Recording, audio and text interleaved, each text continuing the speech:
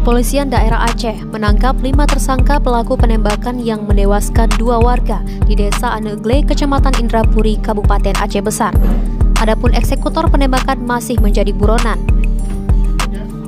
Rekan-rekan ketahui bahwa peristiwa penembakan itu sudah terhadap korban inisial R dan M. Ini kita sudah melakukan pemeriksaan secara maraton, lebih kurang 23 orang saksi yang kita lakukan pemeriksaan. Kemudian melakukan penelusuran dan kita duga dan kita berhasil amankan 5 orang tersangka, bagaimana di belakang saya ini.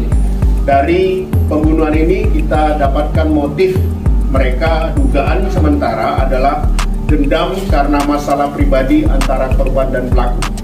Dan ini lagi kita dalamin kembali motif-motif yang lain.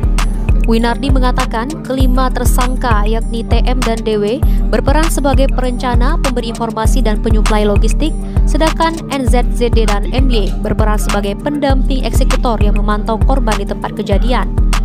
Polisi juga mengamankan barang bukti berupa 4 butir selongsong peluru kaliber 5,56, kemudian 1 balok panjang ukuran 1 meter.